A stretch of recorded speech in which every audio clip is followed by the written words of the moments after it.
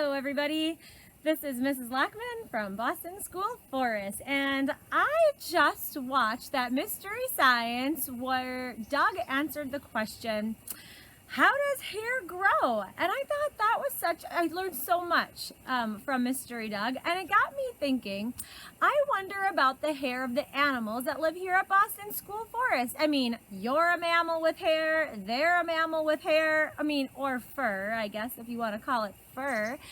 But I got to thinking about that, and I was wondering, all those crazy hairstyles that Doug came up with, where it's creative coloring or different kinds of braiding or really long hair, and I got to thinking, like, why don't animals do up their hair? And then I got to thinking, well, maybe they do, but instead of being super creative about it, it's more about survival. So the first thing it got me thinking about was color. Well, here in Boston School Forest, most of our animals are woodsy brown. Any idea what woodsy brown might come in handy with? Yeah, probably blending in this beaver, this otter, this raccoon, and this possum all are woodsy brown, and it's pretty good camouflage. It keeps animals from seeing them, and it keeps them from being seen. And so camouflage is a great one.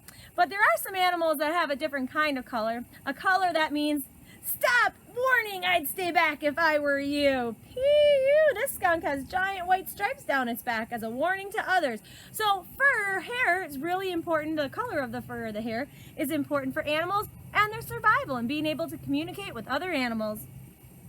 So then it got me thinking of another adaptation of fur, and it's keeping the animals warm. See, in Wisconsin, we're heading into winter. These last few days have been nice, but we're looking at cool temperatures only a month or so away. And so it made me think about animals and how they use their fur for warmth.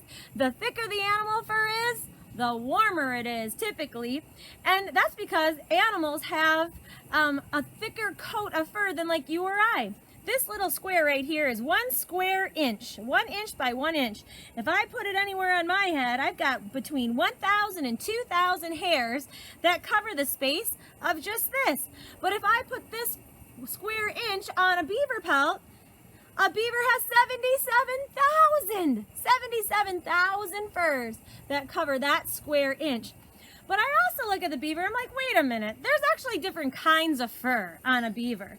If you look, they've got these real long hairs right there. Do you see those long ones that stretch out? Those are guard hairs, and it helps to shut off the water from the rain or when the beaver decides to go swimming.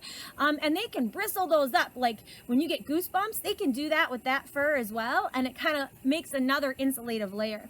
And then if I peel it back a little bit at a time, do you see in there that there is some really thick undercoat?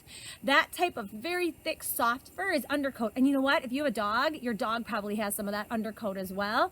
And they probably leave it all over your house when they shed. And that's really neat. See, Mystery Doug taught me that just one human hair grows from one follicle. But that's not true with animal fur. I found out that undercoat grows like a whole bushel of furs right out of one follicle.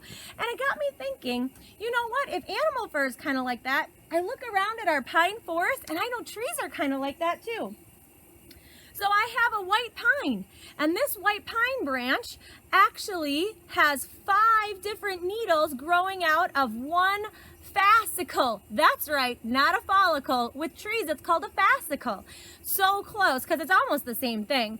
So this is like the undercoat, and you can see how bushy the white pine needles are, kind of like the undercoat. And then this is a spruce, and if you notice in the spruce, one needle attaches to each fascicle. That's just like our hair too, 1 hair per each follicle, and this one isn't as bushy underneath because we don't have that undercoat underneath our fur. So it just is kind of neat that trees and animals and mammals aren't that much different in the way that they grow, at least according to hair and to needles. Welcome to Boston School Forest, baby chinchilla. Chinchillas have lots of fur that grows out of one single follicle. In fact, they can have 70 to 90 furs that grow out of a single follicle. You and I just have the one. With one exception, can you guess? He's giving us a good look right now. It's his whiskers. Whiskers grow out of just one fur out of one follicle, and those follicles are set so deep because they also use them for feeling around.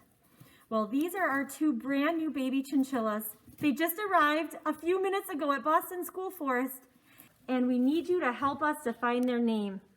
We have a survey that your teacher can share with you, or on our website, or on our Facebook page, and we need you to choose from sets of names for these two brothers.